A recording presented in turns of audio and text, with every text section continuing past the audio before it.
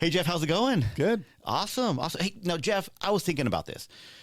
Is there certain sacrifices that you did when you bought your house? I mean, there's always going to be certain sacrifices that you have to do. I mean, do you have a story to tell? As a matter of fact, I do, Mike. Yeah, my first house, when I graduated from college, my folks got me a cute little sports car, right? What kind? But it came with a payment. Oh. Don't think they just handed me the keys and said, here's a brand new sports car. Right. No, it was just a little MR2. I love those cars. MR2. Oh, my God. It was when they first came out. Yeah. Oh, yeah. Was it manual transmission? Yeah. Oh, yeah. It was a lot of fun. Nice. It really was. And my wife and I had so much fun with that little car. Yeah. And about 2 years later, year and a half later, we started thinking about buying a house. And our income wasn't high enough to be able to handle. I mean, the payment on the car was only $335. Right. But we needed to sell the car to get rid of that payment to be able to afford a house. And I'm going to tell you something. That was a sad, sad day when we sold that car, handed the keys to the new owner. Yeah. It was very, very difficult. But then on the flip side of that, when we were handed the keys to the house, yes. Now, mind you, our first house was $102,000. It was 1,050 square foot, 3-bedroom, 2-bath, half-plex. Whereabouts? In San Diego. In San Diego. Oh, beautiful. I mean, can you imagine how much it's worth now? I know exactly how much it's worth now, and that's the other side of another story we could be talking about. Right. Is if you're able to keep your houses as you move along through life, do it. Yeah. That little halfplex, the last we saw on Zillow was $770,000. Wow. Yeah. You got to love real estate. I know. Nothing like real estate. California real estate, especially. Asterisk there, yeah. Yeah, it's definitely, it was a sacrifice. There was a few other sacrifices we had to make, and we had to get a little gift from Mom. Okay. A lot of things you have to do. Now, mind you, rates were 12.5%. 12.5 at that time, but luckily, my wife worked at a credit union. Yes. Kearney Mesa Credit Union. There's a plug for if they're still around. Yeah. She worked for them, and so they had a special employee first-time home buyer, 9.5%. That's great. From 12 to 9. I mean, got the 3%. Oh, it was the only way we could get in. Right. Because we were scraping to do that. Sure. So that's my story. That's a great story. Now, did you also have to save up for? I mean, you got a gift from Mom. You had a down payment as well, I would imagine. Or was the car the down payment, or you just? No, we lost money on the car. Actually, we had to bring money to the table to sell the car. Right. Yeah. So unfortunately, I mean, that's a huge sacrifice. I didn't even go into that. Yes. It was like insult to injury. Not only did I have to give up the car, I had to give up a couple $1,000 too. To give it up, right? Mm-hmm. Yeah, and I think a lot of consumers have to deal with that as well. I'm actually dealing with a client who I sold her a condo a few years ago when she was single. Now she's getting married with her partner, and they want a house. They want to live in a condo. They want a house with a little bit of land. He has a great Toyota Camry, sports car, great car as well, but looking at payments, looking at down payments and all of that, I mean, sometimes there's sacrifices to be had. Yeah, no doubt about it. I mean, that's a big sacrifice, a car, but there's other little sacrifices people can make. Things like, just don't order from DoorDash. I know a lot of people nowadays, I'm going to say it, especially the kids. Oh, yeah. And when I say kids, I mean, late 20s, early 30s. So convenient. It is. It's very convenient. That Uber is. Yeah. Now, if you don't own a car, obviously you got to get around, and Uber works out really well. Sure. As long as you don't go out a lot. Or if you're out, partying, obviously you got to take an Uber. Well, yeah. That's a no-brainer right there. But no door dashes. Eat in more often. Shop a little. Safeway. There's a plug for Safeway. I'm a huge shopper there, but mainly if only when it's on sale. Right. How How about you? What sacrifices do you make? Same, Jeff. I remember, obviously living with my folks, saving up for the down payment to be able to buy the house that I actually reside. Living with your folks, huh? And how long did you do that? I stayed with my folks till I was 27. 27 years old. I graduated Sac State, got my degree, jumped into real estate, and by '04, it was brutal. There's a lot of real estate agents out there. I mean, you remember that. Oh, yeah. And then we hit that boom, and everybody got their license, and they wanted to sell real estate. And so, but yeah, long story short, I just stayed there. A very small overhead. I was able to save up a really great down payment. No fees, no costs, and then I was able to find the house in Rockland. I found a nice little 1,200 square foot house. Loved it. My first little house, and ended up selling it to move up to a bigger house after I got married, and did the jumps that normal families do. Right. Now, how about you mentioned that you love coffee? Oh my gosh. And Starbucks is, I mean, I hate to say it because I think Starbucks is an unbelievable company. It tastes great. Fantastic I love their coffee. company. They seem to take care of their employees very well. Yeah. However, yes. how much are those coffees? Oh my gosh! Now I think we're at $3 a cup for just black coffee. Just for the small one. So funny thing, a little hack I've done. I downloaded an app on a competitor's, restaurant, fast food chain. I won't say which one it is, Jeff, but he has some.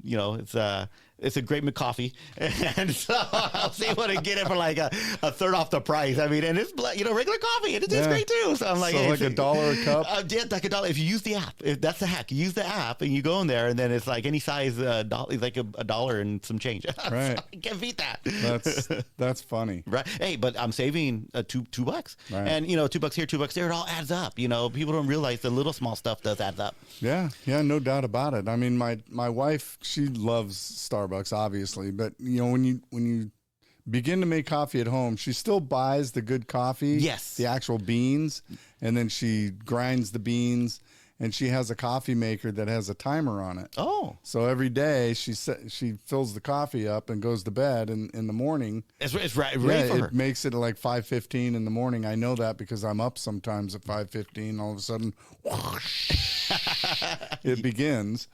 But yeah, that way she's got a fresh pot of coffee when she wakes up, and she's buying good beans, right? So it's still good coffee. It's funny how you mentioned that going out and eating is so expensive now. I mean, and obviously inflation has caught up and all of that. But just a family of four is close to $100. I mean, it depends on where you go. Obviously, nicer it's gonna be more.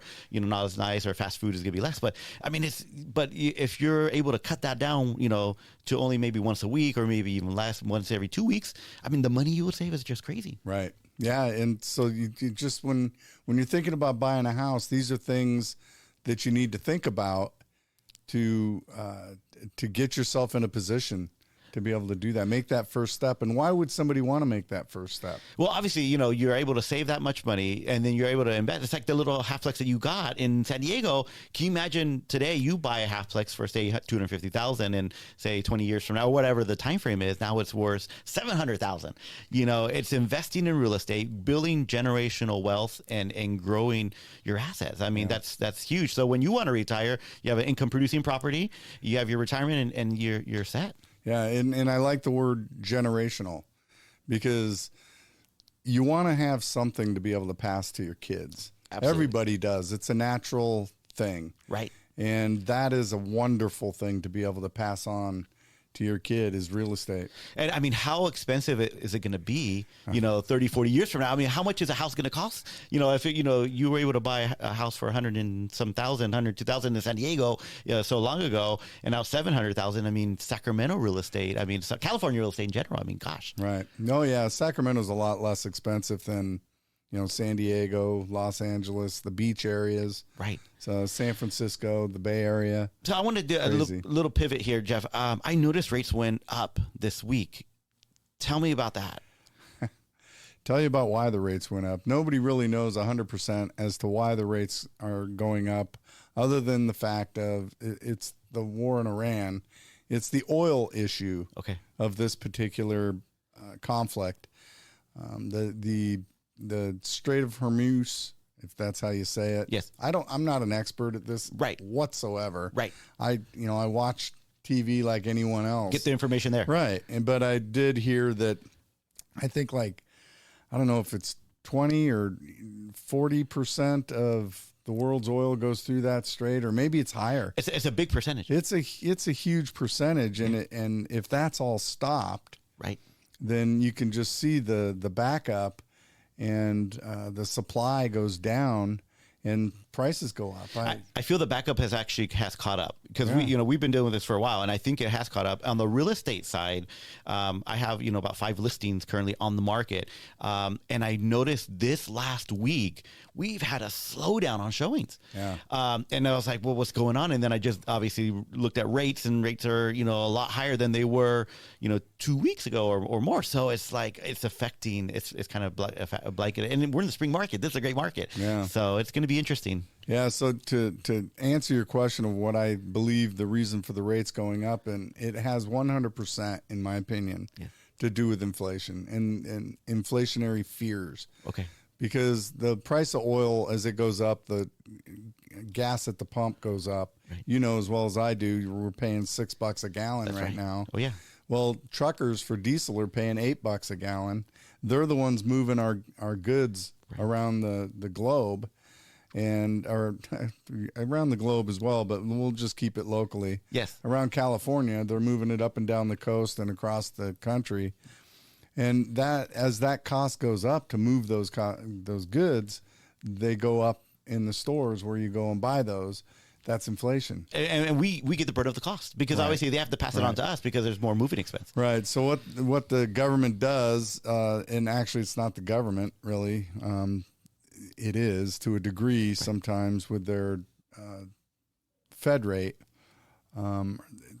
They do have a little control over how rates work, but it's not, one for one. It's not when they pull a lever, it works. Right.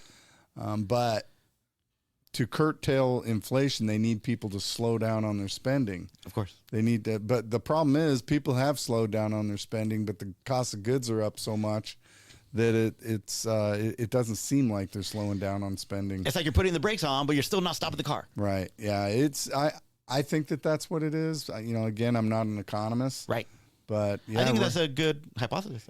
People say, well, what are rates going to do? I say they're going to go up, down, or remain the same. That's that I can guarantee. Absolutely. But I don't have a crystal ball, and there's a lot of people out there a lot smarter than me when it comes to the economies of the world, right? Because we really are in a world economy now. Absolutely. We weren't maybe 30, 40 years ago, 50 years ago, but we certainly are. We're all tied some way, somehow. That's absolutely right. Well, I mean, just getting back to the, saving up for your house, I think now is the best time than ever. Save up for that down payment. If you're renting and you have an ability to buy, or in 6 months you can, if you could, cut your expensive, no more DoorDash, eating out, or just cutting costs here and there, I would say do it. This is the best time. I mean, gosh, interest rates may be a little higher now, but if they end up resolving things and interest rates go back down, you could always refinance the house that you were in and get a lower payment that way. Yeah. You can always refinance. You got to be careful with that because you can't possibly refinance if the values of the homes go down. It makes it very difficult to refinance. If they remain the same, the values remain level, it may be difficult to refinance. If you lose your job or you have to downsize in your job capacity, it may be difficult to refinance. So there are times when refinancing may not be the option in the future. Right. But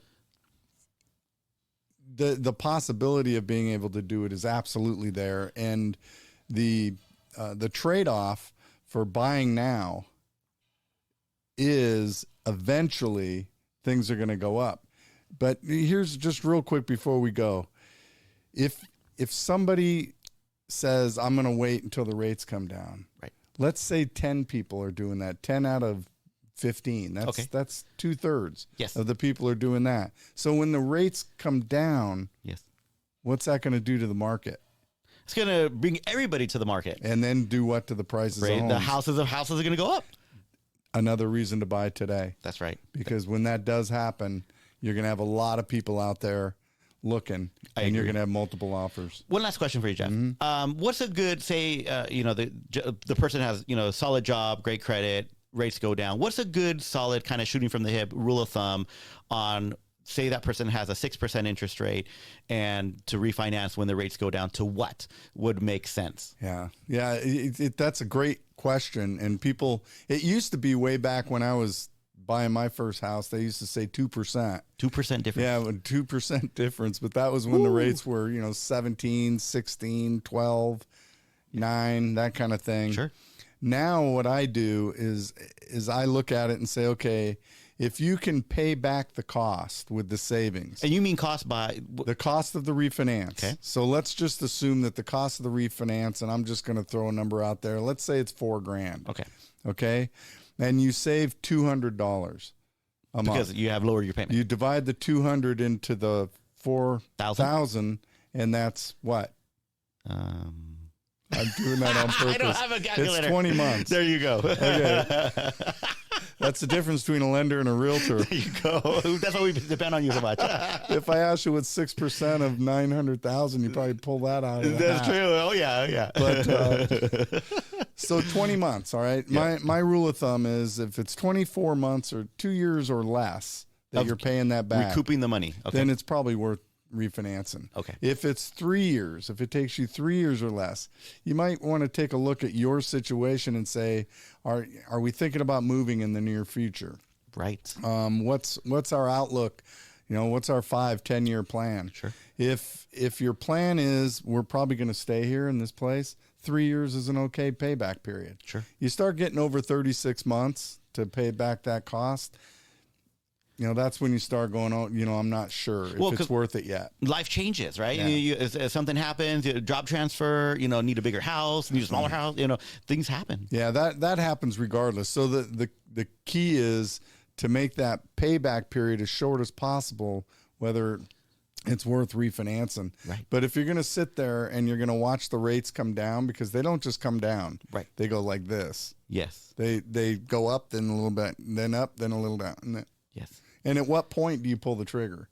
I think that was your question. That was the question. Yeah. And so I think the point is when you feel that the savings, you pay back that savings in a short enough period of time. Right. And then you begin that journey of save. And you can help them with that as well. So they call you and say, "Hey Jeff, I have a 6.25. I see rates are at 5.5. Can you help me calculate what that would be?" And then you'd be able to say, "Hey, yeah, this is a great time to refinance. It'd take you X amount of time." Yeah, I every time I talk to somebody about refinancing, I use the analogy that the formula that I just said. Correct. I use that exact formula. I tell them exactly how many months it's going to take to pay back, and then it's their decision. Do they want to pull the trigger now, or do they want to wait? So everybody call Jeff. Yeah. We got to call Jeff. Yeah, absolutely. I'm more than happy, especially if you're talking to somebody else. Call me for a second opinion. I agree. Mm-hmm. All right, Jeff. Well, hey, thank you so much. Well, great deal. All right. Sounds good. Thanks.